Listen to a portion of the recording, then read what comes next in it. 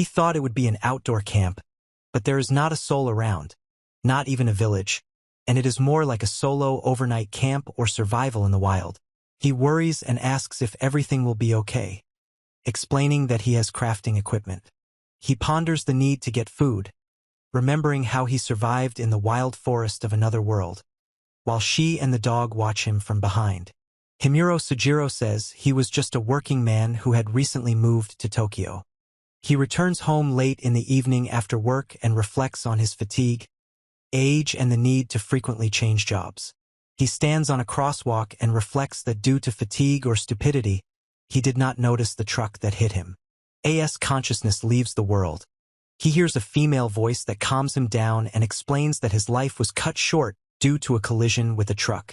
He explains that she once chose a statue of the goddess and placed it back on the altar, and now he has decided to reward her after death. He doubts that she is a goddess, and she says that he was a kind man and regrets the hard fate of his life. He decided to prolong the life of his interlocutor by sending his soul to another world, and reflects on his divine right to do so. He reflects on life without store-bought food, work, and routine, noting the loneliness and monotony of his existence. He sits by a fire in the forest and remembers how he went camping as a child, and the wind rustles the leaves and the fire crackles. He says that he wishes the goddess the most delicious food, prepared by her own hands. She thanks him for picking up her figurine on a hike, and he replies that it was fate. He gives a special sacred weapon that has two properties, calling it a crafting equipment. He thanks the goddess, who explains that the weapon will be kept in his chest and he will be able to use it by uttering the name. She reassures him, saying that she will find a better place, and he thanks her for the gift and admits that she is good. Goddess Anna blesses the soul and gives sacred weapons, promising to help live happily on the new earth and find happiness in the next world. She says that she is giving him the rest of her strength, and he is confused, thinking that he has opened his eyes to another world.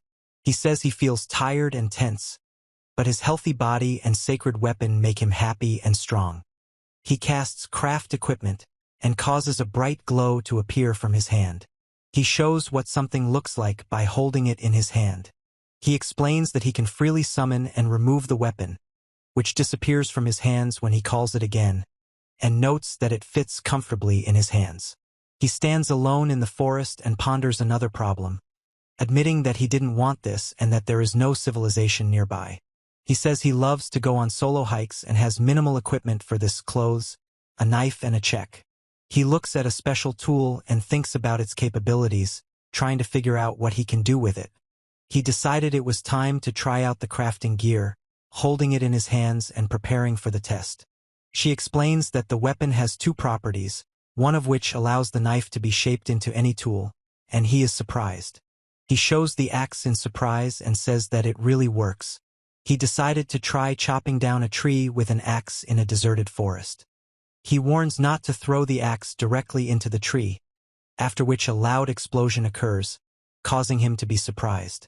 He screams in shock that he has just reincarnated and is already on the verge of death, trying to stop another who is standing in front of a falling tree in the forest. He is surprised to notice that the flying log actually stopped next to him. He explains that building a birdhouse requires nailing with your fingers or working wood on a workbench, and the second force is improving conditions. He explains that they need to shorten something and shows off an incredibly perfect cut. He remembers learning to shorten a stick with a regular knife and decides to move on to processing. He talks about quickly crafting and making crafting equipment, noting that he doesn't have much experience, but it turned out well.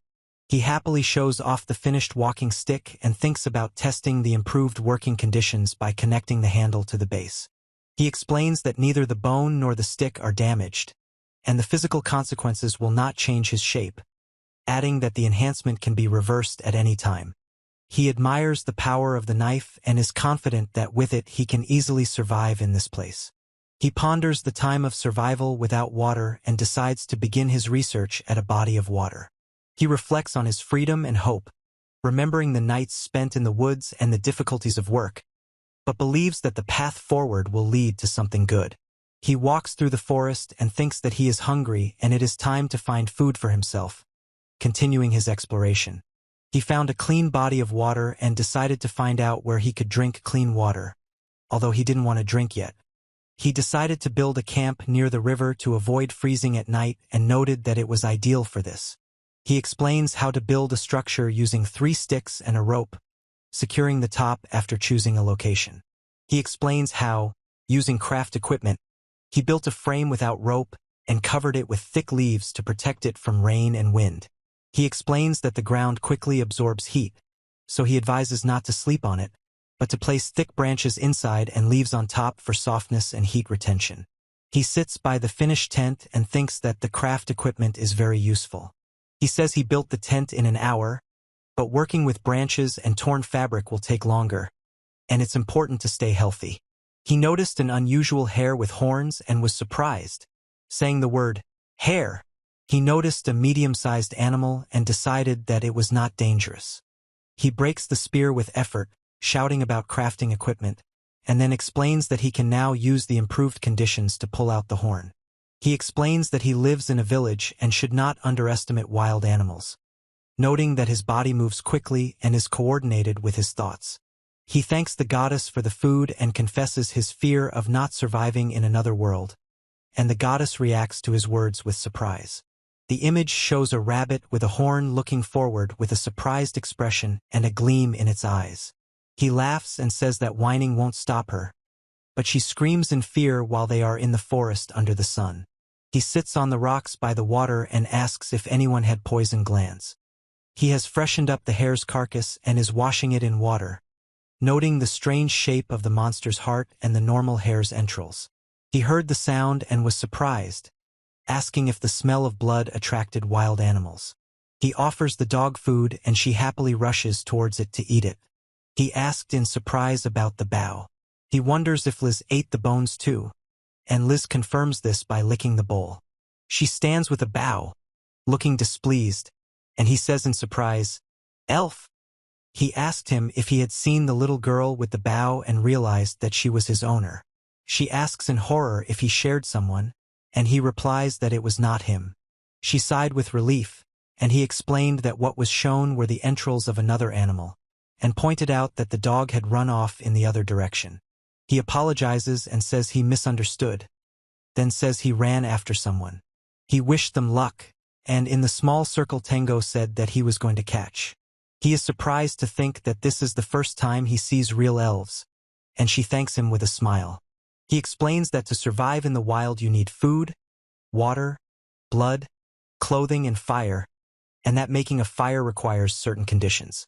He explains that they need dry branches and grass, and thanks the crafting equipment for helping them create the rest. He happily shows that he was able to start a fire on his first try using a stick and a bow, following the friction instructions. He explains how he made a container and a bowstring from tree bark to boil water without boiling over 100 degrees, and says it's almost ready. He tries the water and says that it is ordinary boiled water and does not have a strange taste. He says that now they will deal with the meat, explaining that for this they will need wooden coals and a stone slab. He wonders if the knife can cut stone with the same ease and makes a stone slab to test its strength. The voiceover recommends roasting the hare's back to make a delicious steak. He said bon appetit and began to eat, expressing his pleasure in the food. He is surprised to notice the taste when he tries food with a fork. He tries the hare meat and notes its unusual juiciness and taste, comparing it with chicken and duck meat, and says that it is very tasty. He says with a smile that it's just incredible. He is surprised to notice someone standing behind him and asks who it is. He tastes the meat and notices that it was cooked on a stone slab, and also suggests roasting the thigh some more. He enjoys the warmth of the fire, the crackling embers, and the taste of freshly cooked food in solitude with himself. He sits by the fire in the forest and reflects on the indescribable feeling of the meal. He sits by the fire and says that now he has exactly 3 weeks, then notes that he is full. He created a shelter and a bed for himself, reinforced them with boards, and thanks to his crafting equipment, he survives peacefully and decides to make more cutlery. He looks at the dog in surprise as it barks and says it's him. She asked with a smile where the elf who was looking for him was, and he thought in surprise that he was still a cutie. He is surprised when the dog suddenly jumps on him and asks why it is acting like that.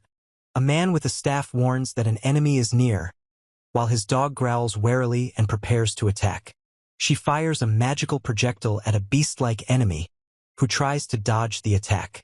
She notices that he is still strong as the bird squeezes his head with its claws.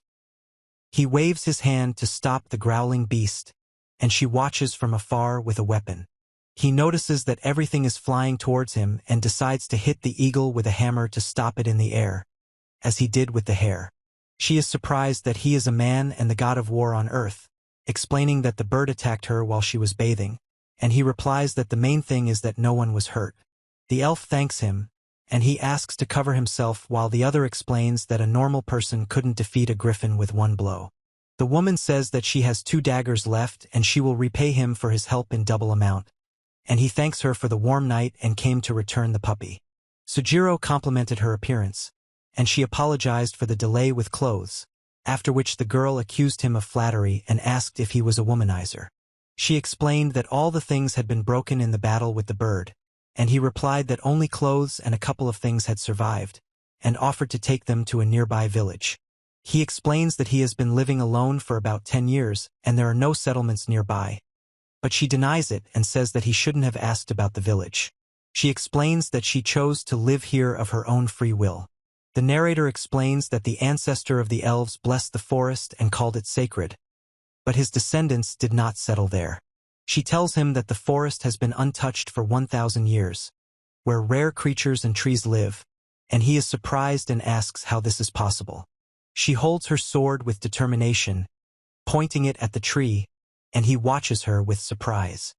He explains that the village is as solid as stone and the local monsters are as strong as those in the forests. Kanata explains that the forest was built in the age of the gods, but none of the races could survive due to the harsh conditions, while he knocks on wood.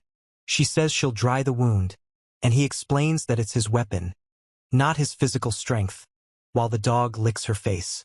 She apologized for her rudeness, calling him a god-branded person, and he replied that he didn't understand what she was talking about and suggested they communicate as usual.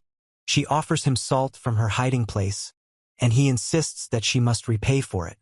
She reproaches him for saving and bringing the lost girl, promising to pay in full, while he looks at the waterfall and hears that someone will soon be nearby. He reflects that despite the destruction of camp equipment, she finds the strength to repay him with kindness.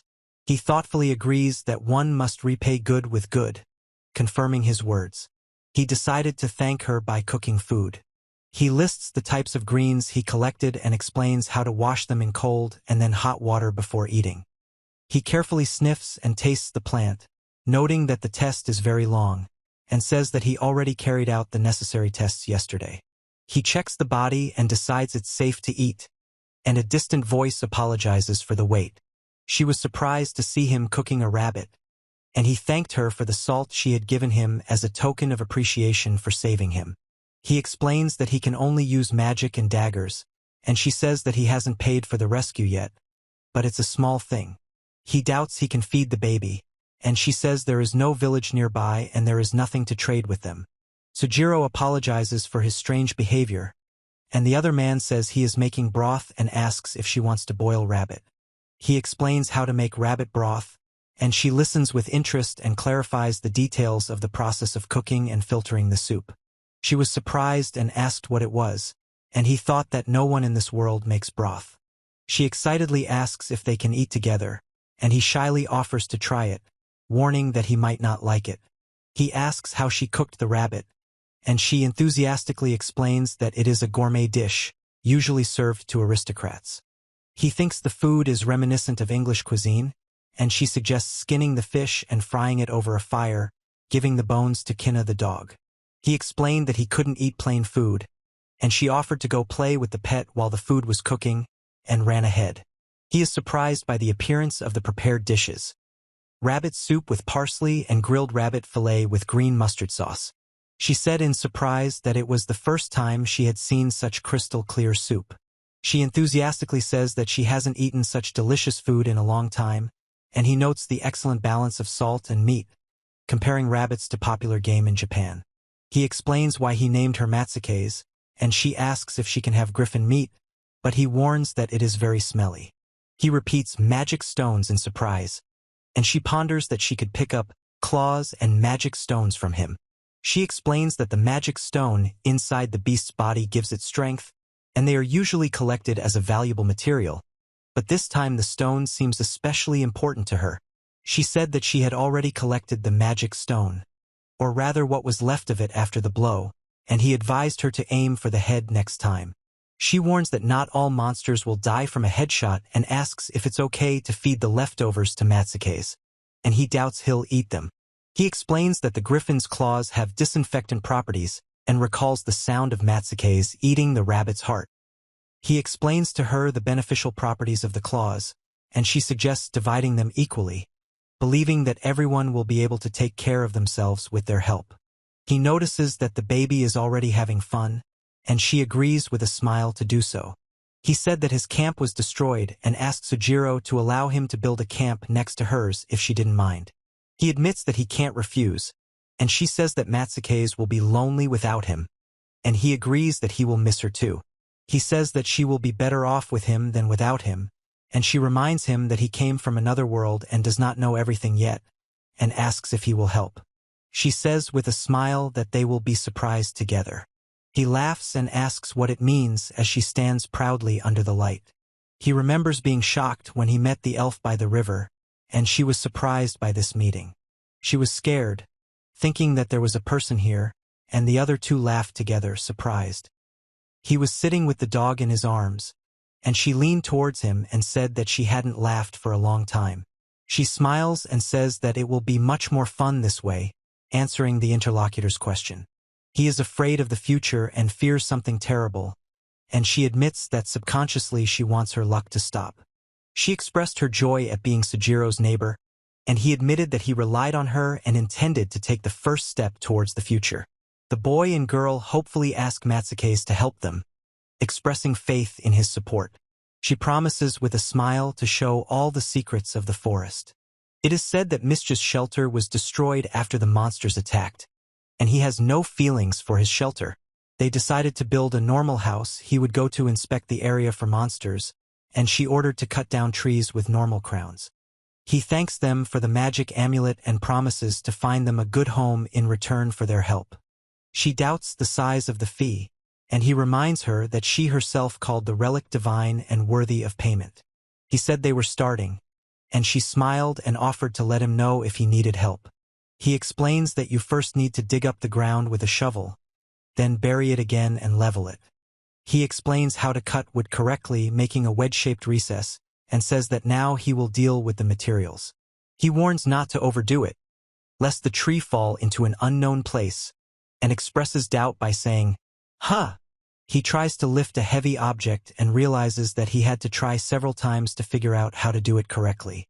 She was surprised by the large number of trees, asking if he used magic, and he replied that he did not look like a magician and just quickly cut them down. She timidly asked if she needed help, and he happily asked for help carrying logs to the camp. They've moved all the logs, and she asks what to do next as they both carry another log to the fire.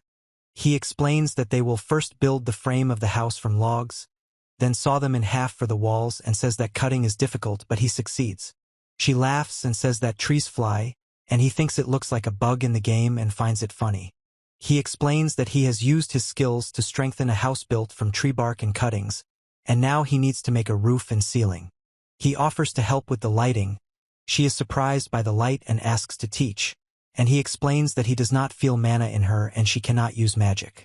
He tells how he reinforced the stone and earth, built a fireplace and made a hole in the wall so he no longer had to go outside for a fire or a meal. He explains to the dog that now the bottom of the house won't wash away even in the rain, and all that's left is to make a drainage system. He praises Matsuke's for his efforts, promises to help him and suggests taking a break, and Matsuke's happily responds.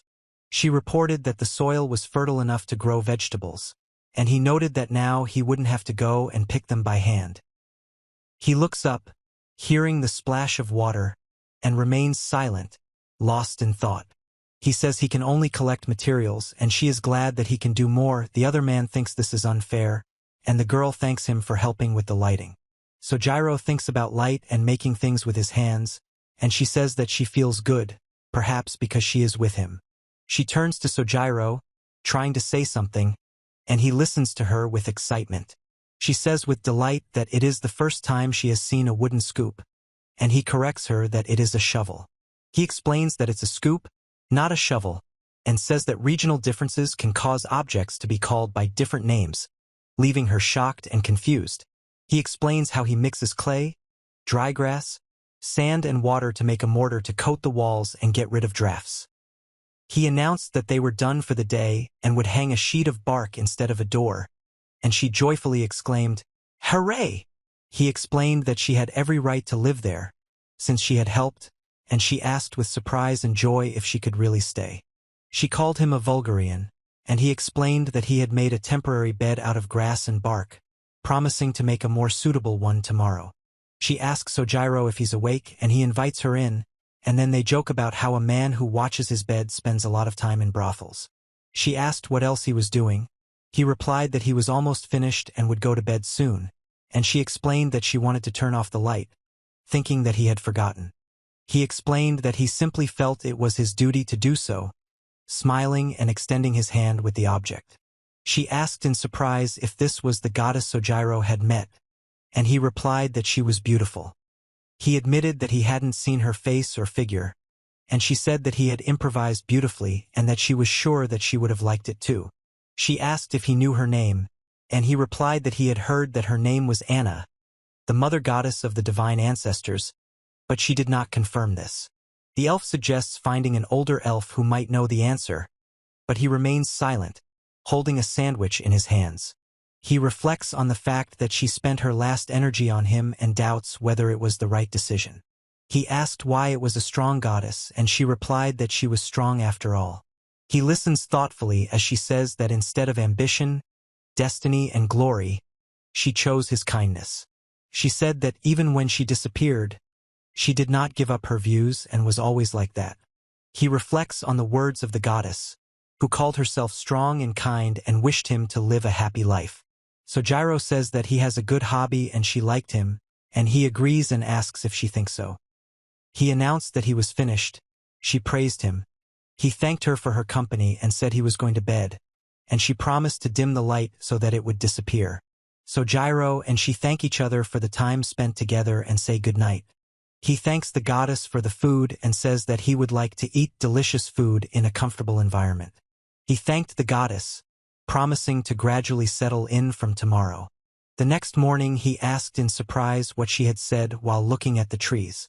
She asked him if they would wash together, and he was taken aback by the surprise. Someone greets everyone good morning. He wakes up and notices something soft and warm next to him, surprised that it is already morning. The image shows the legs of a person making sounds that express tension or effort.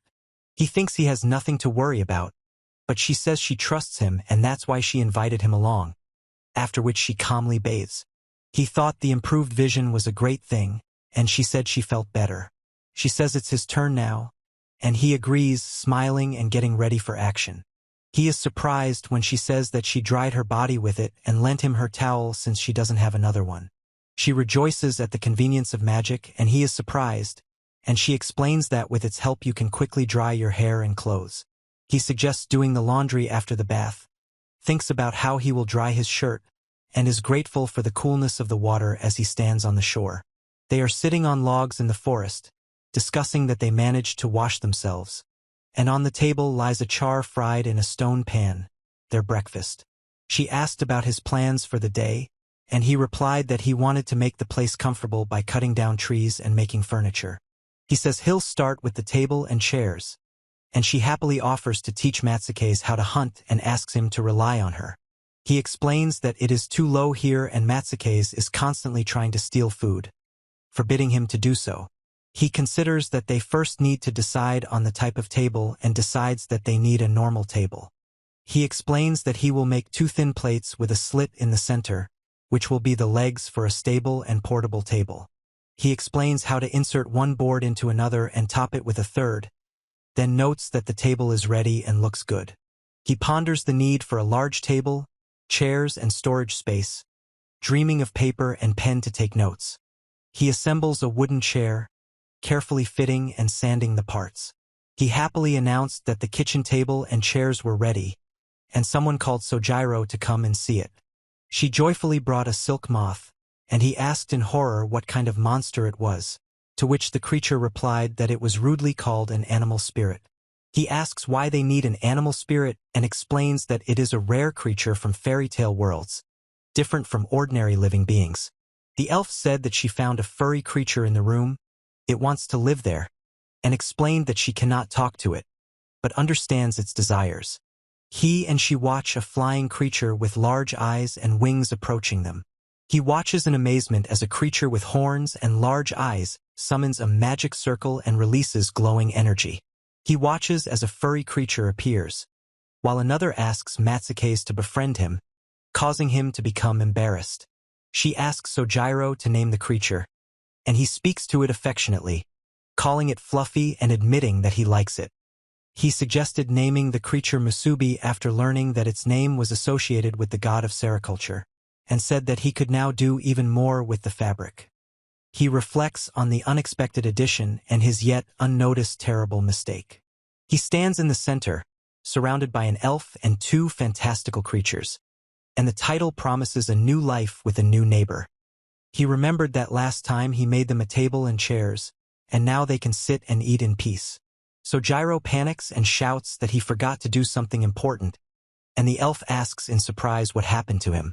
He explains that a hole needs to be dug first, showing the location on a map with a distance of 50 meters. He explains that they will first build a small hut out of planks and then lay a foundation of stones around the hole. A simple and practical booth is shown, for which urgency is more important than structural strength. The instructions explain that a hole is made in the floor above the hole under the booth and a smooth log with a hole cut out is installed on top. The scene shows a board with a hole in the top and a lid that can be opened and closed. He places items in boxes one by one, listing them in turn. He happily announces that the toilet is ready, showing its internal structure with explanations of the details. He thought about his strange priorities and what he had been thinking about before, noting that the toilet issue was now resolved. He worries and says he will think later about what to do with what is left at the bottom. He feels completely at peace, but decides that it is more important to test now and closes the cabinet. She sets the lock and checks the toilet, after which he informs Mischa that the toilet is ready. She expressed doubt that the thing made was too beautiful for such a task and was puzzled, and at that time the toilet issue was resolved. The next day he noticed a new guest who greeted him warmly, causing him surprise. Sojiro is surprised by the armadillo, and the elf happily warns that he is being watched by animal spirits, while he asks Mischa for help. He asks if it's magic that helps the soil plow, and she explains that it's the riddles that do the job well. He suggests naming the creature Yukatama and asks if she likes the fertility god. He said Sojiro's name, and she watched the falling creature with a horn. He resolutely takes up the shovel and says that he will do everything now, explaining that first he needs to dig up the stumps by hand, since he does not have heavy equipment. He reflects on the difficulties of uprooting the trees and admits that he became lazy, so he put the job off until later. He shows a chain lock and says he has a shovel with crafting equipment, but it is not enough for easy disassembly. He attaches the hook to the air block and the stump, then pulls the chain, lifting a large stump with roots. He is surprised that he put in almost no effort and asks if it is really that easy. He is amazed at the power of the crafting equipment and decides that if everything is so simple, then fine, and then expresses joy that the task will be easy. He digs the ground near the stump, and there is a fallen tree lying nearby, after which everything became stable. He asked if the other had started working and asked if there was enough space for a garden while he was digging the ground. He asked where Yukatama was and offered to let her know if she needed anything else. He thanked the creature for the field, and it joyfully exclaimed that it had finally found him. He looks forward with a determined expression against a backdrop of mountains and trees. They explain that Musubi makes silk and fabric, while Yukatama makes fertilizers. He says that now there is no need to throw anything away, and she confirms this sitting on a large animal next to him. He wonders why they have such an unusual zoo, observing the strange creatures around. He is surprised by the number of animals, and she explains that they came because of the divine aura of the statue he placed. She is sure that this is his destiny and says that he has already met a rare creature, and he agrees that this is very good. She asked in surprise, "Huh?" with a smile on her face. He said that she was a very good cook, and she happily confirmed this, laughing. Mischa is happy that she somehow managed to kill the boar monster and notes that today is one good thing after another. At the Adventurers Guild, a woman asked to remove the guild card and the hood from a man in a cloak. She thanks him, slightly pushing away her hand, which someone is trying to hold. She recognized him with surprise and tried to speak, but suddenly noticed something on the phone. The crowd in the tavern discusses the appearance of Ion, the personal mage of the royal palace, and is surprised by his presence there. He looks thoughtfully at the piece of salt and notes that at this rate it will soon run out. Mischa explained that she was collecting salt from the river, and he said that he was planning to do something else since they needed the salt. She happily points something forward, and he looks at her with a backpack. A large white creature with wings is hovering in the sky. He asks about the city, and she explains that they sell salt there, various things, and things that she finds in the forest, including ink and dyes. He enthusiastically suggests trying new recipes, and she adds that more seasonings are needed. The little character remarks that this is funny. She confidently says that they have it, and he replies that there will be no problems, but there is nothing to sell now. They decided to go to the city 3 or 4 days in advance, and Matsuke's and the monster, who should not be brought to people, remained to look after the house. The elf told Sojiro that although the elves moved faster, she would have gotten there faster, and warned him that something was approaching from the right. He spots a horned rabbit and prepares to attack, while the two watch in surprise, remembering that they were attacked by monsters on their way to the city. He and she watch a strong yet furry creature hovering in front of them, and she expresses surprise. He and Mischa move forward cautiously, discussing the frequent battles with monsters and Mischa's ability to detect them in advance. She warns Sojiro that something big is coming. The image shows a large snake with 2 heads, each with its tongue sticking out, on the ground in a forest. He takes a deep breath, noticing that the danger is great, and decides to divert the snake's attention to himself in order to protect others. Mischa attacks the giant snake using a magic circle and sword to cut off its head. She prepares to attack the snake-like monster, and he notes her accuracy with approval and says that he will aim himself. He says that if they don't rush, they can handle everything, and with effort breaks the weapon, preparing for battle. He orders the creature to be secured and says that he has now pinned it to the ground so there will be no more problems. Mischa stopped Sojiro, who admitted that thanks to her advice he remained alive despite the danger of losing his head. He asked if the other person was hurt, and she replied that everything was fine and suggested they go for a walk together. He explains that the snake grows a head, but after they crushed the second one, it did not grow back and the snake died. She admiringly congratulates Sojiro on his victory over the 2-headed snake, and he admits that he still doesn't believe it. He muses that killing the creature would be difficult due to its ability to regenerate, if not for the fixation.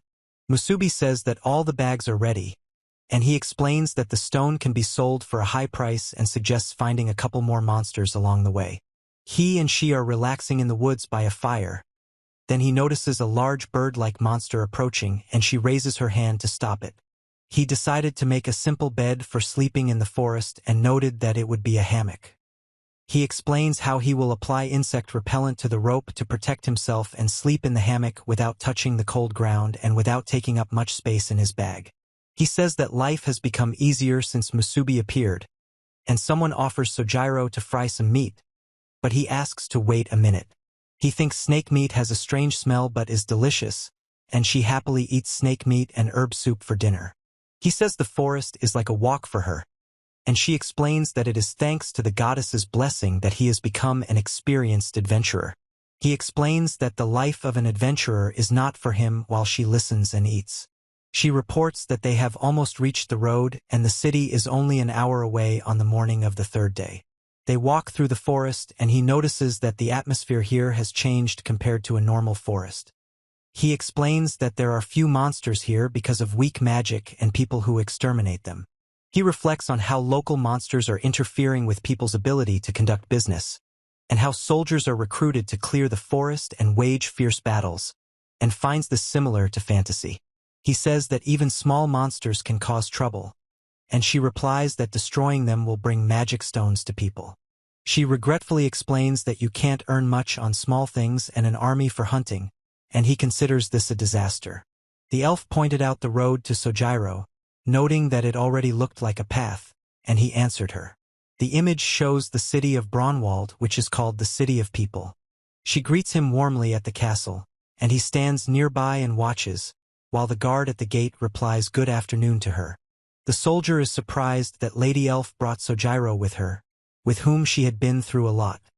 He says it's time to get to work, turning to the elf lady and her companion, and she hands over the entrance fee.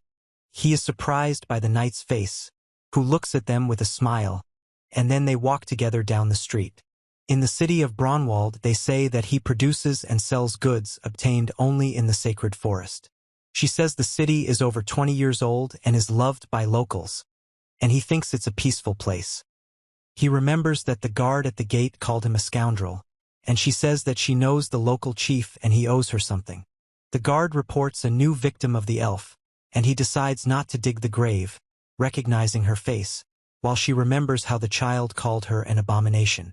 He explained that it was a local trading company, and she responded by calling him an arrogant merchant. A man with a beard menacingly asks another what he wants, and the other responds shyly and thinks about his large figure. He asked if that guy was with her, and she was surprised and asked if they were fighting again, to which he confirmed. He thinks about the artist with irritation while the man wishes him luck and says goodbye to the departing girl. The man apologized to the customers for the noise, and the elf explained that unforeseen circumstances had arisen, to which he replied that he understood. The old man is surprised that the elf brought a guy, something that hasn't happened for 20 years, and he's trying to say something. Sojiro, Himuro, and Dora shake hands as they meet, while a girl with long hair watches them. He sheepishly answers a question from a man in glasses who offers small perks in exchange for telling him about their relationship. He smiles and she says with a serious look to come inside, after which the man with glasses agrees and the woman standing next to him watches. He admitted that he was nervous from the very beginning, and the other offered to talk business and show the goods. Misty is thanked for her help, and he tells her that they bought kitchen utensils and spices and asks the artist if they are finished shopping. Sojiro said his name was Zedek and the deal was successful, and he asked if he lived in the sacred forest. He asked if there were any problems with living in the forest, to which the other replied that the forest does not belong to anyone and no one lays claim to the sacred forest. He wonders how life is going and remembers that it takes hours and axes to cut down a thin tree, and the local monsters give him no peace. He claims that he cuts trees calmly, and another calls him funny and says that there is nothing difficult about it. He warns that the wood in the sacred forest is better than the usual one and advises to be careful, and he tells about the arrival of the most dangerous magician in the country and suggests visiting the guild in case of a conflict. He asks the other what he wants in the forest, adding that he has one more question. He explained that he just wanted to cook and eat delicious food, and the other person understood his words. Sojiro apologized for the wait, and she replied that he was just chatting with a local and they noticed someone was missing. He sits thoughtfully on the couch and thinks that the elf is being too distant and brought a guy with her. The man greets Zedek, who asks him to behave normally and asks where his dignity as a lord is, and the guest asks why he needs advice. He laughs and denies being a viscount, calling himself drunk and asking where he got such dignity. He is glad that she came and asks if she wanted to talk about the elf, to which she confirms. A man talks about the value of materials from a large snake, while another complains that any loser can sell them without any problems. He recalled that he had agreed to the deal and would now visit them in the city, while the other admitted that he had given away the luxurious spices at an unfair price. The man with the mustache asks in surprise if someone gave him money, and the other one notes that Sojiro is a very experienced merchant and recalls that he is always in debt. He explained that Dora now owed them money, since he refused the money and didn't even give them a receipt, and another noted that it would be difficult to carry them. She joyfully remembered the forgotten promise to the elves, and 2 men confirmed its correctness and told that she had brought it then. He talks about Sojiro, who is communicating with the elf and has driven her into debt, and the other one notices that the elf has changed and may be planning something in the sacred forest. He reflects on the strength of another, admitting that he may be stronger than an entire squad, and the interlocutor replies that he has no idea. He reflects on the fact that on the one hand he is a nice and sweet young man, but on the other hand, a man with a beard says that someone is cutting down trees in the sacred forest without any problems, while another, thoughtfully clasping his hands, doubts that it was a joke and is sure that it is a person. They are discussing a mage with firepower who recently came to town and headed to the sacred forest, causing one of them to shudder at the man. He warns the Lord that the situation with the capital's mage, Black Sea Ion, could end badly and feels like he has a bone stuck in his throat. An artist demands respect for old age. Another threatens to force him to work even after death, while a third wishes to die of old age. She said that she would find rock salt and immediately return home, warning that she would return later. He apologized for not going with her. She replied that she had always managed to get salt, and they decided to go home first, warning each other to be careful. He asked Musubi to walk him home as he wanted to go somewhere first. He, with a hood pulled over his head, smiles slyly, standing against the backdrop of a triangular stone and bushes. He explains that the object created with the crafting equipment is very durable and cannot be easily destroyed, adding that the house is safe. He reflects that the object will remain in good condition unless he himself wishes otherwise, and finds this curious. He noticed that he had forgotten to clean up the hut he had created and told Mischa that it was important to clean up after yourself, noting that the place had become even more beautiful. Mischa sits by the fire and dreams of a hot meal prepared by Sojiro. He arrived at his first base 2 days later, saw a hut and said it was time to clear out, and the insect noted that it was nostalgic. He wonders why it's so dark inside, and Musubi suddenly pulls him back, causing him to panic. He thinks someone is afraid of the dark, and the creature on his shoulder orders him to stop. He sensed danger and noticed that the bear was about to kill him. He prepares to attack the bear with a hammer, and below is shown his hand and the inscription about Chigusa's shadow manipulation. He warns about tentacles, and another one calls himself the Black Sea with a smile, while a creature with tentacles attacks a man. He threw the hammer, causing an explosion, and she made a surprised sound of incomprehension. He screams, "Yua!" in panic, and another one, with blood on his face, understands that the situation is very bad, while the third one comments that the machine gun threw away the craftsman's hammer. He notices the bear's head and is distracted by the fallen panties, but he thinks that something else is more important now. He was surprised and asked if there was anyone there, and the voice from the darkness answered that there was no one, but at the same time said that there was. He asks in horror what this sticky substance is, and the other one, surprised, calls it Musubi. She screams in panic that she is falling and hanging upside down, and he watches what is happening in surprise. He is surprised to see a Japanese schoolgirl in uniform and wonders where she is from. He has difficulty saying you, and the other one says they'll sort it out later. He is embarrassed and silent, watching her take off her panties and thinking that she is their owner. He apologizes for not stopping Musubi, who treated his interlocutor very badly. Sojiro Himuro introduced himself and asked the girl's name, but he thought she was too scared to talk. He stands in front of a large beehive in the forest, confused and trying to say something. He says Ino Chigusa's name with excitement, holding his hand to his chest.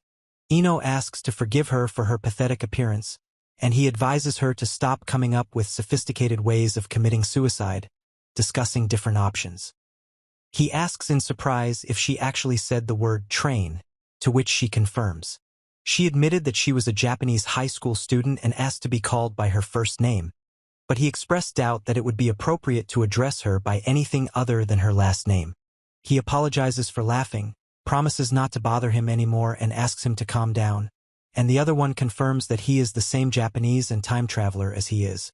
She admits with a smile that he is a time traveler, and he asks how many of them there are and asks if she is new to this world. He says that he has been living in this world for 4 years now and people like them are rare here. He was surprised to learn that the uniform had been worn for 4 years already, and she admitted that she had never finished school. She explains that in this world bodies age more slowly, and in body and soul she is still a Japanese schoolgirl, and he listens to her. He asked what she was doing in the hut he built, and she proudly told him that she had become a mage with a cheat skill and an A-rank adventurer. He is surprised by the strength of the hut she has built and talks about it. She says that she went to the legendary forest, but the local monsters are stronger than she expected, and her magic is not very effective in combat, although it is suitable for ambushes. He tells that he suffered in this world for 3 whole years, and the other one listens with anxiety and sweats. She explains that she wanted to live peacefully in the forest, but because of magic and political games she became a terrible sorceress, and he apologizes for not understanding. She told him that she had been running away from monsters, found an impenetrable hut and settled there, and he noted that at some point she had lost her panties. He asked if his brother had a strong weapon, and he replied that it was not a weapon but a tool and that his tentacles were strong, but he broke them with 1 blow. He explains that he created the hut with the help of the sacred treasure, and thanks to it he is now alive, and he has a unique talent for dark magic that no one else can replicate. He explains that he has come to destroy the hut, but the other insists that he will not abandon it, because it will become his second home. He cries and happily says that he is lucky to have found a home that is not afraid of any monster. She admitted that she was lost, and he asked if she had tried to get home and if she had a tent, after which she explained that the monsters had eaten her on the 2nd day. One complains of stomach pain and lack of food, while the other calls what is happening a nightmare. He puts his hand to his forehead in relief and thinks that this girl will not be able to survive in the wild at all. He explains that she is exhausted and will soon die, after which he offers to go with him to the camp, and she happily agrees. He explained that he had dismantled the hut and now needed to get rid of the Japanese schoolgirl while she was screaming and waving her hand. One of them asked if Chigusa's shadow manipulation was magic, to which he confirmed. He explains that in this world, casting spells is called A-rank adventurer magic, and it is possible to use dark magic. He thoughtfully recalls Sidek's warning about the most dangerous magician in the kingdom and wonders if it is she, or if someone calls him brother. He asks to wait, choking and saying that he is going to die now, and the other one thinks with surprise that it cannot be her. Musubi thought they were a good match while he was driving Chigusa, who was being held by a butterfly. He happily says that he is home, and the dog licks his face and wags its tail, causing him to be surprised that it has grown up. He thanks Yukatama for looking after the house, and Yukatama tries to bite him while another creature clings to his leg. He talks happily about the fluffies, and the other explains that it is Chigusa, who will stay with them and asks to befriend her. Matsuke sneezed and he apologized, thinking the other was too worried. She sits hugging her knees, looking withdrawn and sad in the framed scene of Chapter 11. He exclaimed in surprise that there were houses in the sacred forest, and the other, holding the animal, said not to be so surprised. He tells her that only gods live here because of the strong trees and scary monsters, and she laughs and invites him to sit down, saying that he doesn't know much. He says he's going to make some tea, and the other one is surprised, and then admires the table and chairs, calling it civilization and comfort. He is surprised to learn that the Western-style toilet has a seat, and Mischa reveals that she made her own tea from herbs and mushrooms she grew herself. He laughs, noticing how she is surprised by everything, and she screams loudly and cries, expressing strong emotions. She happily declares that she has a paper, and he says with a serious expression, "Nile Futgun," and someone admires her for coming out of the shadows. He gushes that it's cool, and she explains that she can store things in the shade. He talks about how he was used to smuggle contraband and was driven out of town, and she thinks it's useless. He says that in order to survive in the system he had to give bribes, and now he is checked everywhere, which is why he could not even hide in the shadows. He reflects on the world system and the intelligent ruler, and she explains that she became a famous adventurer, which helped her a lot. He reflects sadly on the difficulties of life as a freelancer and the impossibility of doing anything without connections in the guild, something no one had told him about before. He suggests changing the subject and says that in 3 days another elf girl should return who will help lead her out of the forest. He reflects on the importance of believing those who try to put other people's thoughts into your head, and recalls being part of a society without clear boundaries. He thinks that changing jobs won't solve his problems, his work won't be rewarded, and he no longer understands who he can trust. He cries and reflects on how the society he hates feels the same way and begins to talk about his latest experiences. He said that he lost the taste of food and even eating became difficult. He said to stay here while the other swallowed the tasteless food. He invites her to stay, promising to build a house, and she reacts to his words with surprise. He hopefully asks if he can stay, and the other explains that if he helps, everything will be fine. She asks whether to be a footstool or a chair, and he asks to choose the other way, showing the options. He sheepishly says that he can only offer his body, and his interlocutor asks in surprise whether it is necessary to be an interior item. He praised Chigusa for her amazing magic and ability to hide, and she replied that she couldn't store objects inside the shadow. He says he can't use magic, but he's sure it will help a lot, and she smiles and thinks he's exaggerating, thinking how easy it is to persuade her. He tearfully promised to try after hearing that he could stay with them if he wanted.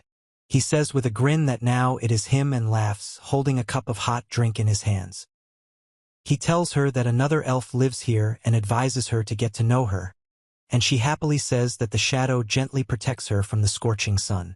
The high elf cheerfully reminded him of herself, and he asked in surprise if the other was okay, who replied that he felt the pressure of light. He asked if she would help him cook dinner, and she happily agreed, surprised that he would feed her. He is delighted with the new dinnerware, and she is looking at something in her hands with curiosity, surprised. She tries a simple camp soup made from river fish, watercress, herbs, and salt and expresses surprise at the taste. He is surprised that she is eating something resembling normal food for the first time in 4 years and asks her to tell him what she ate before. He says that according to Chigusa, even the royal court is full of dishes with overcooked chicken, overcooked fish, and boiling porridge. He complains about the terrible taste of the food, but admits that the fruit was the best he could find and notes that it was quickly eaten because everyone wants something tasty. He asks for more, saying that a growing body needs a lot of food, and happily accepts the offered plate.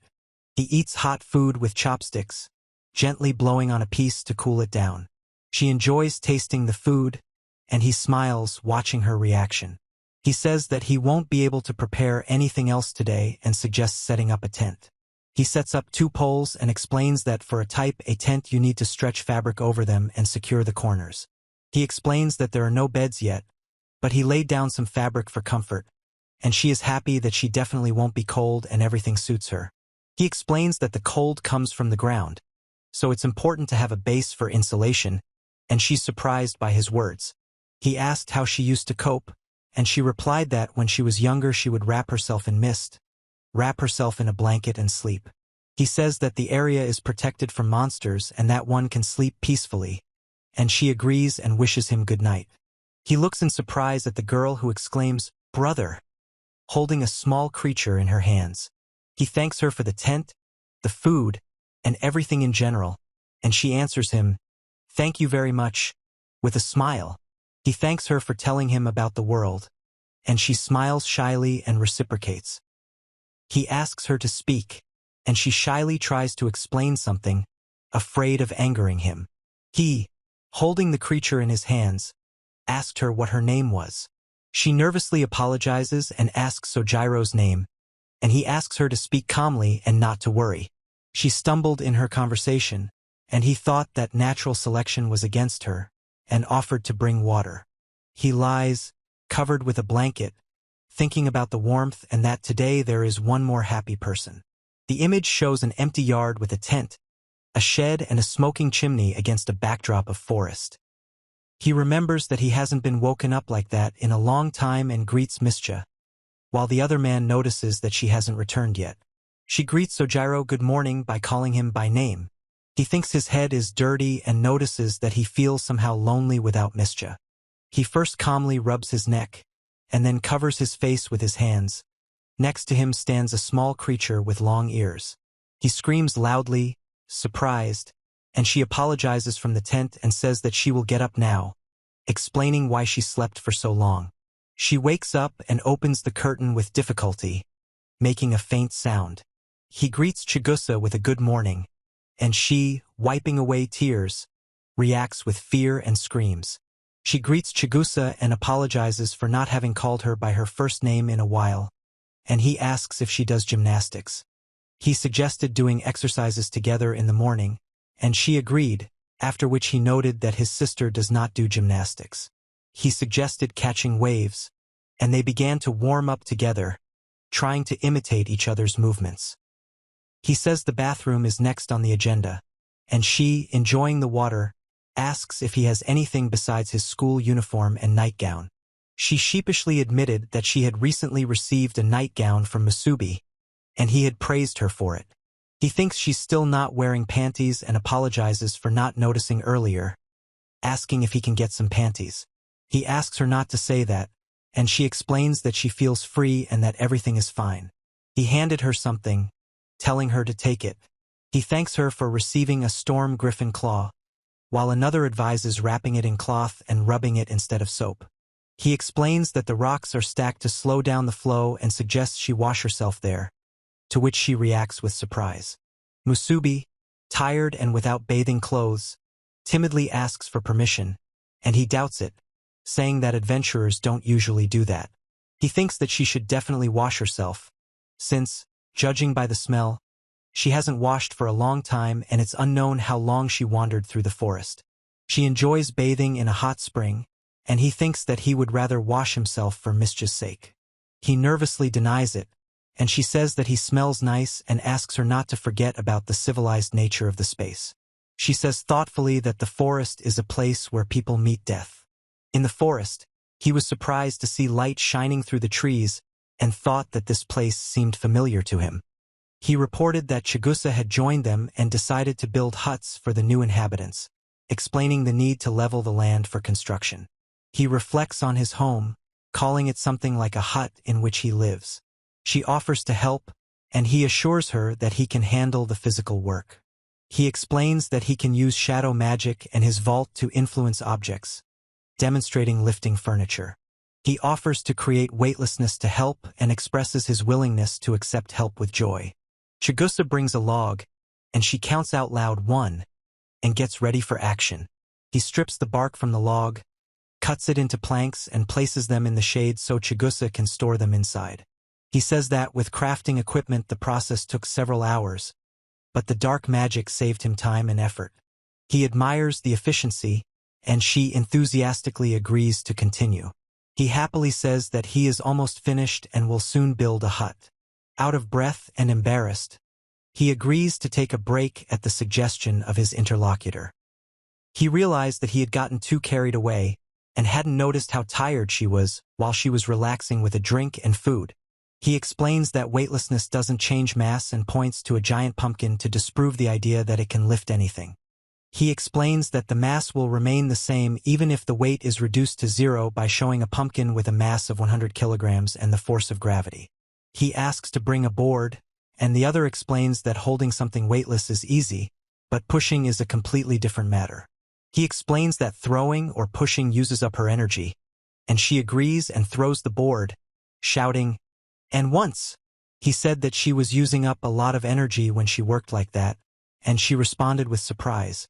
He panics and says that it would be easier to use the tentacles if he understands how they work correctly. He stands on the building boards and explains that this is the frame and foundation of the building's outer wall. Chigusa controls the tentacles with his fingertips, speeding up the work of insulating the inner wall, wondering whether he should abandon the insulation. She was surprised to notice that they had built a house. He thanks her for her efforts, but she is surprised and denies that she tried, and the other man says that he would not build so quickly. He asks how her stomach is, and she replies with a smile that everything is fine and doesn't hurt. He says there will be bear roast for dinner tonight and notices that his interlocutor's stomach is getting better. He explains that he didn't go hunting and they only had bear meat, and she rejoices at the large cauldron that Chigusa took. He and she are surprised by the destruction, and the elf is preparing for battle with a serious look, holding two swords. She casts a shadow manipulation technique and summons a shadow tentacle that bursts into the room.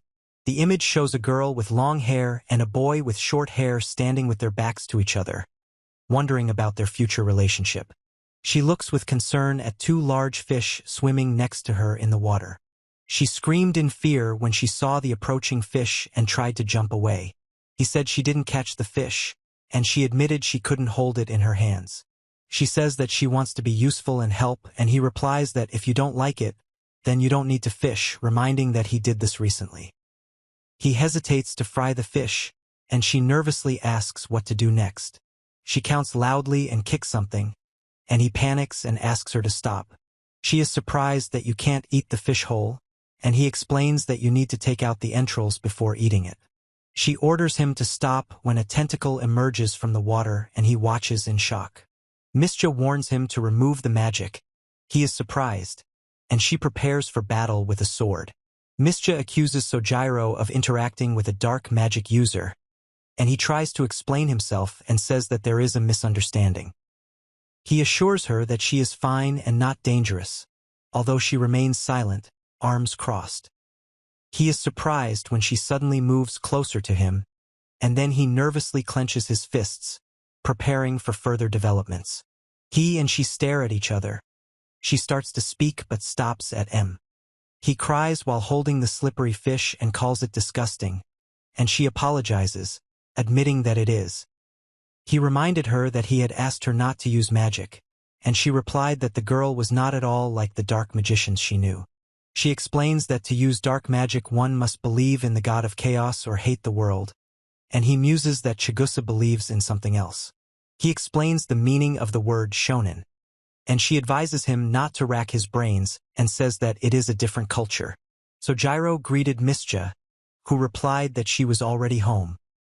He agreed, and she called the story strange with a smile, after which they stood silently opposite each other. She holds the fish in confusion and says that it is moving and she doesn't know what to do with it. She greets him with joy and is surprised that the interlocutor is also from the Sojiro clan. She said she was glad to meet him and was surprised by his strange appearance for a person from another world, and he shyly covered his eyes from her bright light. He explained that he made the walls and floor thicker for warmth, and she admired the wooden floor and said that it became even more beautiful and better. He explains that he made hinges that made it possible to create a folding bed and a folding table. She explains that the tables can be folded when not in use, and he listens to her with interest. She noticed that the two were standing barefoot and asked them why they did so, causing them to become confused. He explained that taking off his shoes at the entrance was a habit. She didn't understand, but decided to take them off too, and she expressed a desire to follow their example. He explained that he hadn't done tataki so it wasn't necessary, and she asked if it was necessary. She happily realized that it was somehow connected with Japan, and he confirmed her guess. They discussed the work done, noting the merits of the manager and praising the roof for the ease of lifting the timber. He reflects that he didn't expect her to be proud of the hut, which for Chigusa is the result of her work. He happily says that this is the first such joy for her in this world. He tells Mischa that Chigusa gave him something that will be useful, and she asks what he's doing. The image shows a bottle of olive oil and text explaining its properties and how it differs from animal oil. He explains that he took a little so as not to carry a lot, and she silently listens to his words. He asked if she had decided to cook something delicious especially for his arrival, to which she replied with a smile that, of course, she smiled and said she was looking forward to it, and he admitted he didn't know how to cook and asked where she got so much butter. She asks Sojiro if he's going to cook, and he explains that he just threw the fish into boiling oil, warning that it's dangerous. He explains that to prepare it you need a pot with potato starch inside. He explains how to make potato starch by showing a peeled potato and saying he used this stuff. The instructions explain the process of draining the water, forming a film of vegetable powder, and re-adding water until a film forms on top. He says the starch is ready, and she simply asks to let the powder dry. He explains that the meat will be dipped in a marinade of water, salt, and sugar, and she asks what this is for. She was surprised to notice that he was cooking the same thing, and he explained that he first dipped the meat in starch and then fried it with oil. She tries the fried meat and calls it delicious, and he is delighted and shouts that it is a masterpiece. He enjoys the taste of crispy breading and juicy meat with his eyes closed, which brings him great joy. Chitusa thanks her for the food, admiring the taste, and another character remarks that this is the first time she's eaten like this in 3 years, while a third says that they don't hear her. He leaves and 2 people watch him. One of them notices the craft equipment and is surprised. She offers Chigusa some food, and he is surprised that it is prepared like home-cooked food. He tries to explain himself sheepishly while the other one admiringly calls him the god of meat and asks to give him some too. He thinks out loud, and she eats with pleasure and agrees that it has to do with Japan. She said they got along very well while they were eating shashlik together. Before Mischa returned, he tried to force Chigusa to wash her hair in the river, remembering the tub. The elf happily tells Sojiro that the bucket isn't leaking, and he quietly prepares to take a bath. He explains that the board needs to be divided into 10 pieces, showing her a knife and a board while she listens attentively. He explains that the sum of the interior angles of a decagon is 1440, which he divides by 10 and divides in half to get a 72-degree angle for the boards to fit together. He explains that precise calculations are not necessary. The main thing is not to make large deviations while the bucket gradually narrows towards the bottom. He explains that they are putting the bottom in place and preparing the place for the bottom. He thinks that all that's left is to tighten everything a little so that it holds and get rid of the unevenness so as not to get a hangnail. They check the bucket for leaks and she is happy that everything is fine, and he says that the bathing tub is ready. He reflects on the fact that there are more people now, and his desire to create something new has become more interesting. He is happy about the increase in tools, and she pours water on another, noting that it will come in handy and solve the problem in other things. She asks if it's too thin, and he, from a distance, tries to say something. One admires the silk of the dress in the water, while the other remarks on the perfect proportions of the body and asks why she is shrunk. She warns him not to make noise during the bath, and he tries to use the shadow control technique, admitting that he has no chance of defeating the fish. She tries to calm down the drowning Sojiro, while the others shout about the crafting equipment and the drowning man. She's breathing heavily on the ground, and he explains that the slime could have attracted dark magic and that he didn't want to kill her. He was just quietly drowning. He apologized and was glad that she was alive, and she said that she was not usually attacked and that she needed to be careful and not make noise. He asks in surprise what this shiny object is on the dry ground. He examines the ball and asks if it is glass, and then wonders if it might be something else. She explains that the cells of the evil slime separated from the core and hardened, and he explains that people buy such slime for beauty and low-ranking adventurers make money from it. He notices a lot of strong slimes, and she says that it is difficult to kill them without a proper weapon. She explains that when one slime loses its core, another one absorbs its body, and adds that the horde is very difficult to deal with. She explains that one slime is not dangerous, but if there are many of them, they become a threat to the night. He muses out loud about the need to kill enemies at the same time and admits that he relaxed and felt some kind of slime. She punches the ground, and he explains that the ball has become smaller from the impact because it is still fresh and the slime is surprising. He said it could be interesting material. Chigusa warned not to use dark magic in the river, and the other agreed. He noticed 2 creatures and warned Uku, who replied good morning. She is happy about the new baby and says that there can never be too many spirit animals. And he notices her joy and asks if she has met him yet. He admitted that he couldn't tell the difference between a Kotama and an Yukatama, and she promised to make it so that he could tell them apart. She is happy and says that it looks great, and he laughs in the bow tie and says that it suits her very well. She suggested to Matsuke's to prepare for the hunt, and the dog barked nearby. He repeats girly hobby and bows, and she asks for forgiveness and asks what's so special about it. She explains that ribbons can be used for more than just bows, and he asks why ribbons in that case. She explained that she just wears bows on her arm and doesn't consider it serious, and he assured her that he didn't mean anything bad by it. She asks Chigusa to keep the secret from Sojiro and admits that the hobby does not suit her, and he is surprised by her escape. She cautiously asks for silence after hearing the barking, and he looks worried and tense. He tries to calm the little creature down, and she watches them with a worried expression. He says he saw and heard everything, apologizes and thought he would stop the situation if something went wrong, and she screams in response and asks him to forgive her. He turns to Mischa, asking in surprise what it is. He admitted that he found the bandits very cute, and she started to object, but didn't have time to finish. She says that you shouldn't be ashamed of your hobbies, and he replies that her hobby only makes her cuter. He smiled and said he couldn't believe what was happening. She smiles shyly, sweating slightly and blushing, looking forward. She accuses Sojiro of cheating and flirting, and he is perplexed and considers girls difficult, after which someone invites Matsuke's to go with him. She admitted that she had lost to the elf and left alone, fearing that her brother would be angry. He reflects on the need to be prepared for the rain and regrets not going for shelter, deciding to give a flower as an apology. He's thinking about building a shed and a barbecue area, and she notices that he's thinking about something amazing again.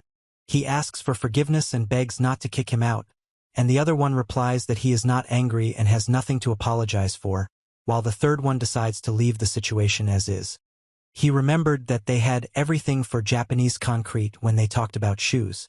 She asked if he could make red clay with slaked lime and gravel, and he explained that she also needed eggshells. One suggests finding a bird's nest and getting the eggs, while the other doubts whether it's worth eating them raw, not knowing whether they're fertilized. He sighs and thinks that he should first break the egg to check if there is a chick in it. He asks her to calm down, and she screams in response that she will never be able to eat eggs again. He agrees that Chigusa should feel good here too, and quietly confirms this. She quietly agreed and admitted that her interlocutor was right. He explained that he wanted to make a temple for the statue of the goddess, but decided to build a simple house, and she timidly asked to ask a question. She says she wants to practice and do something like this, and then do something bigger with a model house with the words dollhouse in the background. They discuss home practice with a house plan, and she admires the little house and calls it cute. She explains that he is practicing before building a real one, and she asks where her room will be and what is up with Chigusa. She is surprised when he says the attic will be fine, and the dog barks loudly in response. She explained that she had killed something big and needed help, after which she asked to take Chigusa to the river, and she would soon join. He decided to cook dinner and wondered what it would be like this time. He greeted the owner of the regalia with the words, "Welcome back." He heard the door creak and asked who was there. She was surprised by the small house, and he replied that it was beautiful.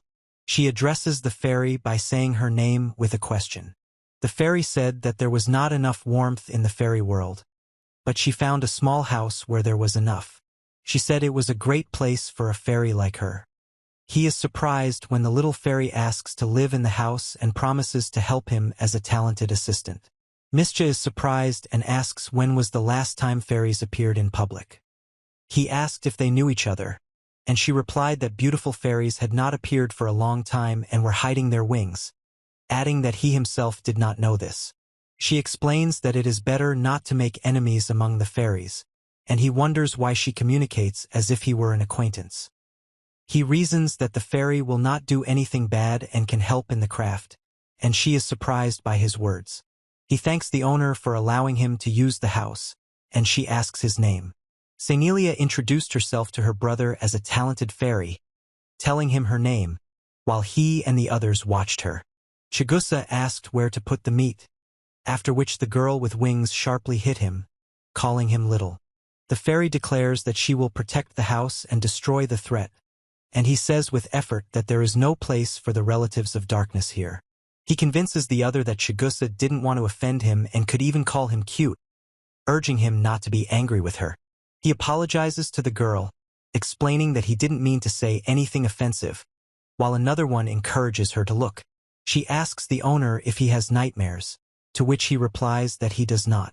They discuss that the owner is safe and that she did no harm here, confirming that he is not lying and that she initially suspected otherwise. She asks him to apologize to the relatives of darkness. But he, frightened, hesitates and does not want to do this. She confesses her remorse. He is surprised and asks if she is afraid of her too. She says she's not afraid, and he notices that she's shaking and offers to be friends, to which she agrees to try. After the events, Chigusa hid behind the main character, and she regretfully took pity on him. He noted that they had another resident. She lies on the sofa and says it is practical but tasteless, and orders a neoclassical sofa with images of fairies. Senelia was being very annoying, suggesting using patterns, animal fur and an air mattress for the sofa, which he considered neoclassical. He asks how to make an inflatable mattress, and the flying creature explains that rubber trees grow in the forest and suggests using musubi. She explains that the sacred forest is home to ancient creatures, many useful plants and high-quality resources, and the balance in the forest is unlikely to be disturbed. The owner explains that one should only perceive half of the information, and the fairy asks if he feels it. She asks if he gets turned on by looking at her, and he replies that not particularly, adding that he doesn't think she's ugly despite her small stature. He asks her for something sharp, and she agrees, explaining that the talented fairy will be busy collecting rubber. He asks her to evaluate the master's gift, and she praises him for his excellent work with the great sword. He asks why this is necessary, and she advises him to make himself a normal bed, adding that it will definitely come in handy. She refused help, saying that it was not necessary, and he suggested calling someone who would bring the obtained goods. The little fairy asks him to watch, but he is shocked and doesn't understand what's happening.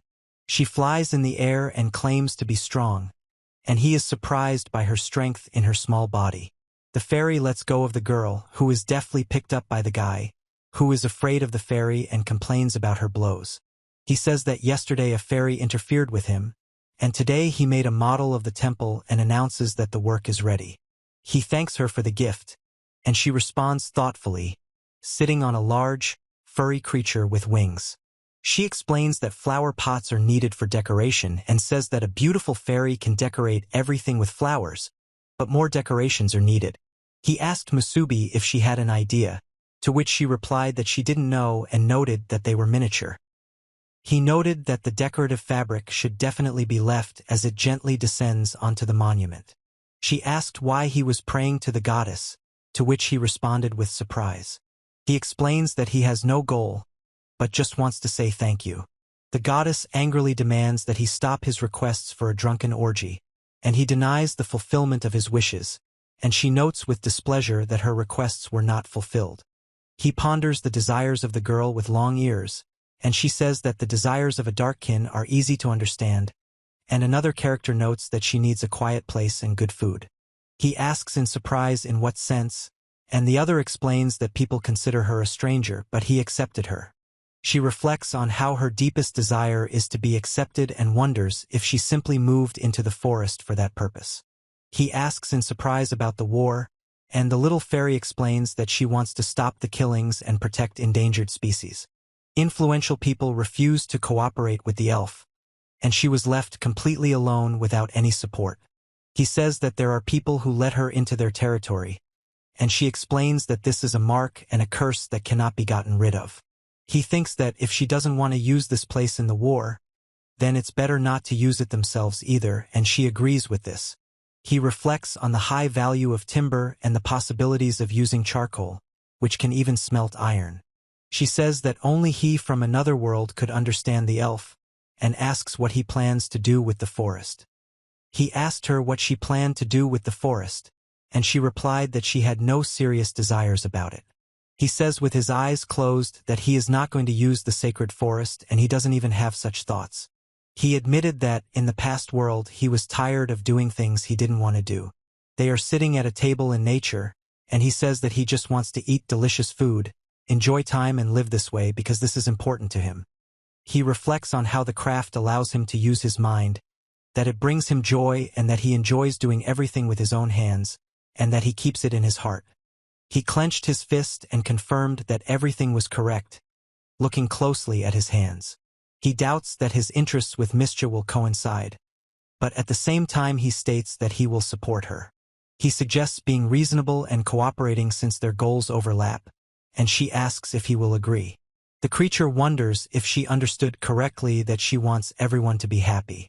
He reflects that if he does what he wants and is useful to someone, he will be able to support Mischa and leave a mark on the future. He addresses Mischa, saying that she is fighting for an ideal that no one accepts, all alone in the forest.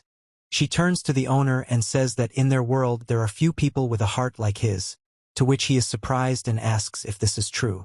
She demands that he stop chatting and work, and he says that he doesn't like being forced and reminds her that she started the conversation herself. He argues that for life in nature it is always better to have a backup plan.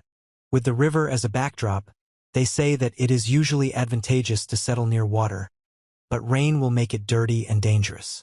They discuss ways to store water, noting that a well and drain can be used to save time and independence from rain. He declared with determination that they would dig a well. He remembered the well, and she said that she would need his help, and she understood it. He asks to stay away from his house, and the interlocutor guesses that he will have a well with a pump in his head. He explains that the key to a comfortable life is a good source of water, showing different types of wells. The image shows the title of the manga with Japanese text, without any visible characters or dialogue. He said that he had only seen one pump a long time ago, and she replied that they would make a hand pump. He explains that the pumps work like syringes and concludes that this is the mechanism they need. He agrees and then explains the design of the syringe, naming the cylinder and piston as the parts where the water is drawn in and what draws the water in. He explains that he will first make a long thin cylinder, then drill a hole for the piston, and she is happy that the cylinder is ready. He explains the process of working the wood, first shaping it and then moving on to making the piston. He explains that a strip of leather needs to be added to cover about a third of the piece, showing an example on a round object in his hands. He explains that the leather will allow the pieces to move freely, and then makes a hole in the center, demonstrating the process to another. He explains that they take a rubber plate of such a size that enough water can pass through. The image shows him taking a copper plate, bending it on one side and attaching both plates together.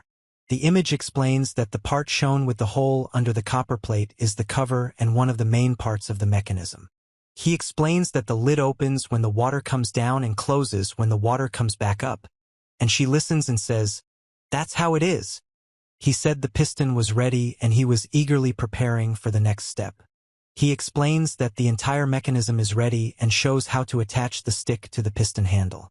They stand under a canopy and he offers to try it while the liquid pours out of the ladle. He checks the pipe for leaks and she confirms that everything is fine. The hero explains that the hand pump is ready. Now we need to make the remaining parts and secure the structure to the ground. He explains that they need a valve, a board and rubber, and she repeats the word valve in surprise. He explains that there is a valve inside the pump, and she says that it is necessary to raise the water to the very top. He explained that he had prepared a board of the right size and made a round hole in the center. The table shows how to make a wooden structure, attach a rubber strip and cut the edge of the hole. He explains that a wooden stick is attached to the center and then a stone of the desired shape with a hole is cut out. The image shows how something is passed through a hole and a stone disc is attached from below. He explains the valve's design, explaining that the disc at the bottom has a different shape and can now close the opening by moving up and down. He asked what was wrong, and she replied that nothing had happened. He admitted that he thought he couldn't do it, but he still managed to do it. During the break, he thinks that everything happened thanks to the goddess who smiles at him. He asked if they would dig now, and she replied that something else needed to be done first. He explains that he needs a casing for the pipe and asks for help, and she promises to try. He explains that he made a stick just the right size, and she nods in understanding as they wrap the bark sheet around it. He takes out a stick, turns it into a pipe, and then explains that it needs to be secured. Time has stopped for the bark thanks to its ability, and it will be able to bear weight without rotting over time. She says she's finished with a smile and beads of sweat on her face, holding a staff with tentacles. He thanked her and she asked how much more was needed, and answered that about 8 meters were needed, another 4. He reassures her that a hand pump will be enough, and groundwater research has already shown that a depth of 8 meters will be enough. He asks if she's making holes in the pipe, and she's surprised, and he explains that the bottom of the pipe will have small holes in it. He explains that water from underground sources will be pumped manually, and she confirms that everything is now clear and they have pipes. He said with a shovel that it was time to start digging, and she enthusiastically raised her fist in response. At first he suggested digging up a little from above to make it easier to work later. He explains how to dig a hole and insert a pipe, and she agrees to help. She explains that this tentacle is Chigusa's shadow control. She laughs and says it gives her more power, and he asks if she has to say it out loud. He thought that her gift probably worked like that, and then said that it was his turn now. He explains with a smile that it is a crafting tool, showing the item in his hand. He admitted that he had also said it out loud, and she agreed, after which he looked thoughtfully at the strange object in his hand. She happily says that she is not alone now, but he doesn't know whether to rejoice or cry.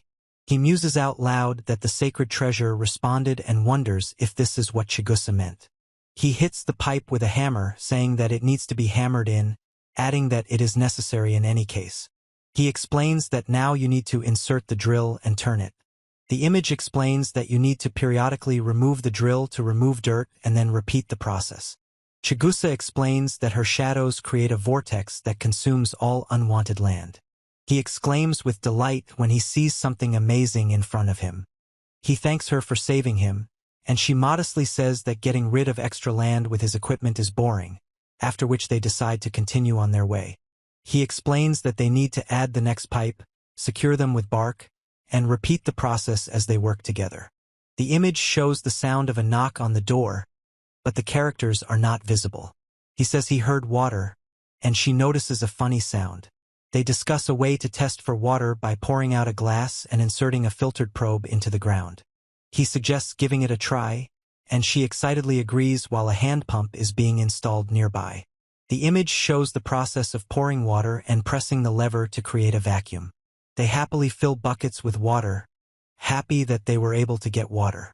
She happily plays with water, and another person invites her to try it too. She said with admiration that it was amazing. He decided to leave the drain on Ukatamu and make water tanks and then focus on work when he heard she had returned. Misty is greeted and asked if they have finished the well, and she laughs, saying that with Chigusa everything went quickly and she is a good girl. He offered to wash her feet, and she replied that she would bring a towel. She said the drink was cold and asked how it helped, and he offered to watch, showing something to the dog. He began to speak hesitantly, and the black creature nodded and replied that he understood. She promises to be grateful, and he says he will bring another towel, supporting her by the hand. He asked Chigusa if she could get up, and she replied that she was too tired today. The three are sitting at the table and he recounts what he heard about the autonomous hut. He explains that an autonomous hut is a house that does not require external resources and is capable of providing for itself, often built in the forest, where social benefits do not reach. She asks if a self-contained cabin is his next goal, and he recalls watching a video of it being built. He clarified that the video was watched a lot, and that it was built by a girl, and she was surprised that it wasn't built in the forest. He said with a smile that there were still many shots of her breasts, and she listened attentively. He says he doesn't remember anything like that, and she jokes that he was simply told about the many views and asks if he looked at her breasts. He talks about trying to avoid the question, and she remarks that the high school student knows too much. He explains that they will start with a frame hut, as they are interested in different types of such buildings. He explains that now only the regular huts and the gazebo, where they only eat, have a roof, and the huts are too small for a proper rest. He thinks that a place to rest is needed so that the food tastes better. He says the construction will be big and will take a couple of days, and she agrees and asks if it will be difficult. He explains that he would like to do something useful and asks if they mind, and the two listen to him with surprise. She addresses him by the name Sojiro, and he looks worried. She said she was glad he was interested in them, but advised him to take care of himself sometimes. She says that their permission is not needed for construction and suggests that he can build whatever he wants, and he listens attentively. She said that the main thing was to have a bed and a toilet, and the rest was unimportant, after which he started saying something. He slammed the table hard, and she responded indignantly by saying she didn't want to work and asked him not to fire her. She winks and says that he was given these opportunities so he can have fun if he wants. He thanked them both for something while sitting at a table with a girl and another person. The image shows the sky with clouds above trees in a forest. He decided to build a palace for the beautiful fairy, and they work together on the plans. Senelia says she likes the size for a person, but he warns that he doesn't like big things and will collect dust if he doesn't build a small object. He panics and asks why she's being thrown at Chigusa, and she replies that there's no point in throwing it at him and she knows he was just joking. Fairy Barbarian asks if there will be a bed, and he explains that it is a holiday home and their relationship is becoming increasingly complicated. He is surprised that she suggests making the window larger without glass, and she explains that it is enough to use transparent fabric and wood. He exclaimed Musubi's name, and she said he was lucky to have someone who produces silk with a walking silk farm. He asks what to expect, and she assures him that she can sew fabric from threads and is still a needlewoman. She says she just finished. He exclaims in surprise about cellulose fiber, and the flying girl explains that this is exactly what was used. The image shows a tree and text explaining that trees contain fibrous cellulose, a very small fiber, 1,000 times smaller than a hair. He asked if she was planning to gradually take over the house, and she replied that she already understood what was in his head and categorically refused. He was surprised to notice that someone had escaped and noticed a flash in the sky. He said that they had everything and it was time to build, and she agreed with him. The story explains that the triangular huts have a simple design and only need to be made large enough. The image shows a diagram of a wooden floor with stone supports and an explanation of the need to place the foundation on stones. He explains that they will lay boards on top to make the floor waterproof, using the same material as for the window. He explains how to join the timber at an angle and expose it to the floor, and then suggests tackling the roof, which is also a wall. They discuss a simple base for a house. He asks how the tent is, and she replies that it is very similar. He explains that there will be a window in the house, and she is surprised that it will be dark, after which he says that they will close the hole in the foundation on all sides. He examines the door and walls of the house, and she explains that you can simply fix the condition of the walls so that water and heat do not get in there. He asks if she is afraid of suffocating inside if air does not pass through, and she agrees and explains that water will not pass inside if he fixes. He thinks that now that everything is ready, all that remains is to paint it. They finished building the house, and he happily said that everything was ready, and she congratulated him on the completion. She asked how it went. He admitted that it was difficult, but the result justified the efforts, and she praised him for what he had built. He was amazed by the harmony of magical energy in the sacred treasure, and she noted the simplicity and chic atmosphere. She says that it doesn't matter what it feels like in magic, and the fairy explains that it is her privilege to laugh at people and gets annoyed at trying to take their place. He and she discuss the perfect design and magical lighting of a cozy house against the backdrop of a forest. He's glad that someone appreciated it, and she excitedly replies that she appreciated it too, but she needs to work on her vocabulary. He doubts that Mischa understood him and asks if she agrees that fairies are very evil, to which she awkwardly agrees. He explains that the bed can be divided into 2 parts and used as a seat, and she listens with interest. He explains that the large window has a curtain that can be pulled down to block out the sun and prying eyes. The elf asks Chigusa if it was her order that she doesn't like sunlight, and then says that the most important thing is. They went out onto the veranda and he explained that the window could be opened and she admired it. She reacts with admiration and he admits that he wanted to see such a reaction, and she notices that the elf has a better reaction and warns him. He said they now had a place to rest. She asked what next, and the other girl quietly admitted that she could hear them. One says that now with water and a roof they can do some trading, another notes that there were traders in the city, and a third hopes to hit the jackpot. He is confident that he can make money by creating a product that sells well, and then their lives will become better. She enthusiastically declares that she will help, explaining that she can create and sell the necessary product for a carefree life. He thanked her, replying that he was, of course, grateful. She warned him not to overwork himself, and he agreed with it. The man in glasses is worried that he hasn't yet found a buyer for a cure for any poison, and the other one replies that it's still in the process and there's no need to rush. They discuss the king, who was injured in battle and may have been poisoned, and the need to talk to him. A man with a beard says that his house is full of cards, and another wonders why he doesn't go to the king himself and doesn't want to invite him here. He is outraged that no one is taking the paintings he painted for his son's wedding, and calls them trash, suggesting that they be thrown away. He explained that he had bought supplies for a year and ordered medicine, and the other one objected that he could also take responsibility. The man with the mustache asked how the other one, named Sojiro, was and asked if he had prepared for his return, and he replied that he could take everything whenever he wanted.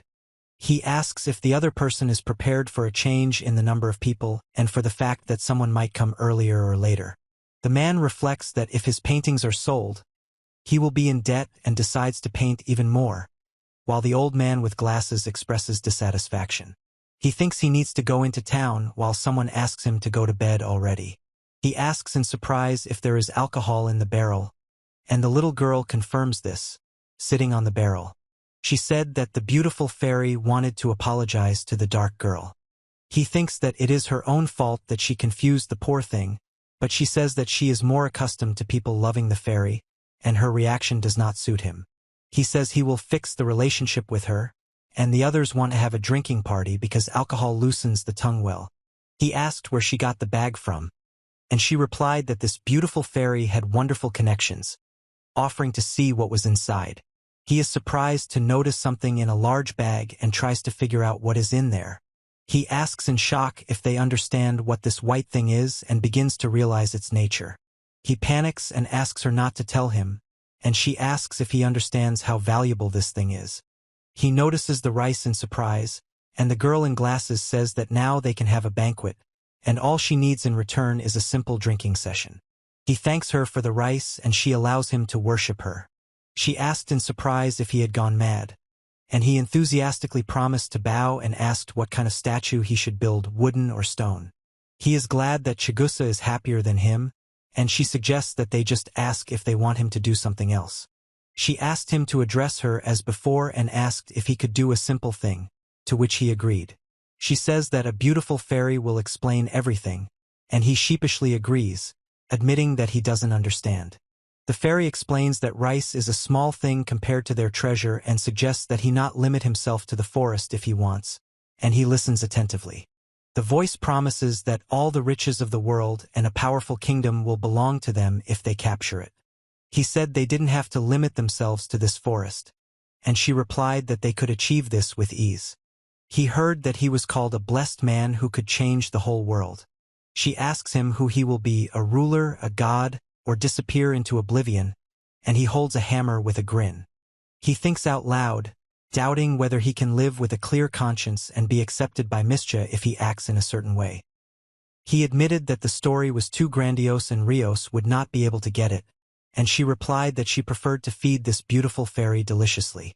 He approves of the fairy's answer, who admits that she borrowed something from someone and hopes that something tasty will come out of it. He looks forward thoughtfully against the backdrop of glowing lights. He asked if she had stolen something, to which the fairy replied that nothing of the sort had happened and was surprised at what kind of retribution they were talking about. She explains that as a fairy, she demanded the return of what was stolen, and he decides to do something in return and thank them.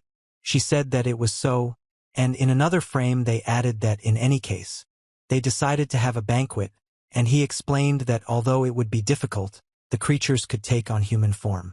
They joyfully hold hands. She exclaims, "Alcohol!" And he cries and says, "Delicious rice." He watches as a girl spins, throwing another child into the air, while two small dogs play nearby. He suggests inviting other fairies to the celebration, but she categorically forbids it, and the other girl admits that she even likes it. He thinks about Chigusa, and Mischa is happy that she will be able to try rice and loves alcohol. He repeats the word rice with excitement and fatigue and looks at the plate of food. He regrets that Chigusa isn't thinking about Senelia yet and reflects on how many years have passed. Noticing that she has forgotten about the fairy, they agreed to have a drinking party today, happy that everything would be done and there would be rice. He explains to the creature that he is beginning to understand plants, and the little fairy collects mushrooms and receives praise. She is delighted with a large river shrimp, and he is surprised by its size and asks if it is really a river shrimp. He wondered if the shrimp could be bigger, and she was surprised by his picky eating habits and suggested trying them first. He is surprised, and she asks if they eat fishmen, to which he replies that they don't live in Japan. She asks with a smile if mermaids are considered fish people and suggests trying. She began to speak in surprise, and he listened attentively, without expressing any emotions. She sighed with relief, and he, out of breath, said he was joking, asking her to stop. He remembered the legend of Yabikuni and decided not to tell her, but she called him a fool and demanded an apology, after which he apologized.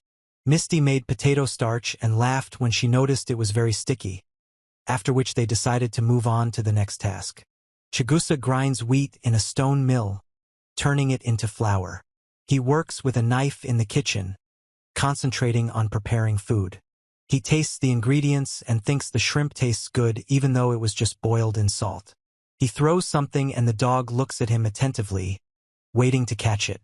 The dog looks happily at the outstretched hand and asks if she wants to try it too. The dog firmly declares that she will give only one, and he asks if it is tasty, watching the puppies playing.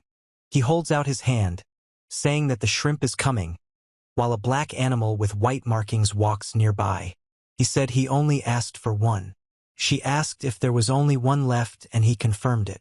The elf is delighted with the delicious food and says that he is not the only one who eats them, and Chigusa reacts with surprise to the call. She asks if she needs to get on all fours like a dog, and he says that it is not necessary and notes that they are uniting again. They raise their mugs and cheerfully shout "bottoms up" at a table with food, a little fairy hovering nearby. The image shows a glass of beer with foam and text describing its fruity aroma, refreshing taste and pairing with meat. The image shows bear steak cooked on sawdust and served on a wooden board. She raves that the steak is delicious and has a different woody flavor than anything she's eaten before. The image shows a dish of deep-fried meat fried in flour and potato starch. He said that the fried meat was going too fast and was too salty, and she apologized. He said that everyone was tired and they could pamper themselves, but she told him not to pamper himself. The image shows a plate of tempura, wild herbs and mushrooms fried in breadcrumbs, with no characters present. She eats tempura rice with tears in her eyes and says that she really missed this dish with river shrimp and the aroma of herbs. Chigusa cries when she tries the food, and he is happy that she survived, and she advises him to cook like Sojiro. The fairy says that 99% of the world's inhabitants don't know how to cook, and no fairy, including long ears, can change that. He expressed a desire to meet the 1%, and she explained that they usually live separately from the rest. Food is being prepared and served on the table, with one hand passing the dish to the other, and meat is frying in a frying pan. A fire crackles in the night, illuminating the stones around it, but the characters in the image are not visible. 3 people are sitting around a fire and one of them says she feels very good. She explains that the dark mage doesn't have the required stats because she has a cheat skill, and the other one says that such people see hallucinations and die quickly. He regretted dying before the end of his favorite manga. She replied that she understood, and a third asked what manga was, after which he explained that it was like in Shonen Jump. They discuss the mysteries of manga. She offers to learn more, and he admits that he doesn't quite understand, asking if it's taboo. He notices that in some circles Chigusa reads something like that, but she insists not to talk about it anymore, suggesting to change the subject. She asked in surprise what kind of manga it was and if it was really an announcement of a new manga. 3 people are sitting around a fire, discussing how one of them fell down the stairs and ended up in another world through a black gate. She said that she opened her eyes in a dark forest and realized that she had entered another world, where her new life began. Chigusa, trying to comprehend what was happening, climbed a tree and began to chant a spell, after which the goblins came running to her at the sound of her sobs. She gave all her money to the security guard, who said that they don't accept money here, but he'll let her in exchange for it. She went to the Adventurers Guild, where an employee explained the rules of hunting and cutting down trees, and she admitted that she became an adventurer out of necessity. He reflects on the fear of death of adventurers and the dream of eating delicious sweets in another world. But first you need to save up money and goodies. A man with a shield asks a mage who has recently appeared in the city who wields dark magic, and the girl vows to learn to cook and earn money, abandoning her barbaric life. He asked if there was something he didn't like, and the other one replied that he didn't mean to offend, trying to smooth things over. The warrior offers to go, warning about the monsters, and the girl explains that she attracts them for money, but does not intend to kill anyone and wants to explain everything. She thinks that with magic she couldn't make friends and dreams of having comrades, and the man congratulates her on her victory over a powerful monster. She thinks that when she gets stronger, others might become friends with her, watching as several people argue over whose group to join. She met another dark mage who said that they would open the gates for their father and he would wait for her accomplishments, although she does not understand what he is talking about. He reads the grimoire and tries to learn new spells despite not understanding their meaning, wanting something cute and cool instead of a powerful summoning. He explains that there are no copyright laws in this world and demonstrates Chigusa's shadow manipulation by creating an octopus. He has become strong enough to destroy the monster's lair alone, and now he will finally have comrades who fear and avoid the witch. He said there were rumors about a suspicious girl summoning monsters, and she looked unhappy while they were standing in the forest. She explains that the monsters attacked him too, and the situation is worse than she thought, and he immediately realized that they were talking about him. He explains that the forest can be used for training because of her strength, and she indignantly says that he simply named her as the prime suspect. He invites her to go with them, warning that if she works alone, she will be suspected, and she replies that she was trying to make friends. He said he didn't think they could handle it alone, and she asked if he would help them. She is silent at first, but then decisively says that she will help. He thanks Grimhar for the appearance of comrades thanks to dark magic, and she admits that it is all thanks to that guy. The next day they found a follower of an evil god who controlled a huge number of monsters. She explains Chigusa's shadow manipulation by calling it octopus jaws. He shouts in rage about the wrong spell, and she replies that she was stronger and asks why he needs the grimoire given to him by the good guy. She thought about it and admitted that she hadn't figured it out, wondering how the old man knew about it. The villain laughs and declares that the world is evil, but he is frightened by the abilities of the other, who is surprised by what is happening and is looking for proof of the task's completion. He admitted that he was afraid of her, but she turned out to be ordinary, and she apologized and explained that she did not mean to be rude, thinking that he was scarier. She shyly tries to start a conversation, saying, "Oh, yeah." She is surprised by the appearance of friends and thanks Grimoire, and he examines the mask, trying to understand whose it is. He is surprised that he received a grimoire of dark magic, and the other two consider this excellent proof. He asked doubtfully if he would now be treated as a disciple of evil, turning to the other two present. He asks confusedly what to do, and the other two explain that they could cover for him and advise him to cook dinner so as not to arouse suspicion. She looks at them with hope, and he and she confidently promise to cover for her. Two men search for a missing woman and are surprised when she disappears an hour later. She sits in the hollow of a tree and says that it was close, and he shouts why she ran away, remembering that she does not know how to cook sweets. He explained that the others were too kind and wanted to betray him, but he understood their intentions and laughed at the attempt to turn him in as a demon worshipper. He thinks she's been through a lot, and she cries and says he'll never leave her. He says it's already painful to listen to, and she replies that that's not all while stroking his head.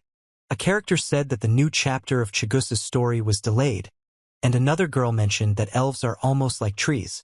She is surprised, and he doubts it, saying that people believe that elves are born from pollen and buds, to which the third character replies that elves were never trees. She objected that she had heard this, but the interlocutor explained that this was a misunderstanding and explained why elves live in the forest. 3 people are lying on beds, and one of them explains that people have misunderstood the words about the connection with the forest. He asks in surprise if a child is created by magic, and the interlocutor explains that children are made with the help of magic. and not from wood. He asks if the hero can be with Chigusa, to which he mentally refuses and laughs that he definitely can't be with her. She laughs and says that everything would have worked out with Sojiro, and he apologizes that he is too stunned now and can't say such things. She threatens to curse anyone if they tell, and two drunks laugh and discuss how elves like dirty jokes.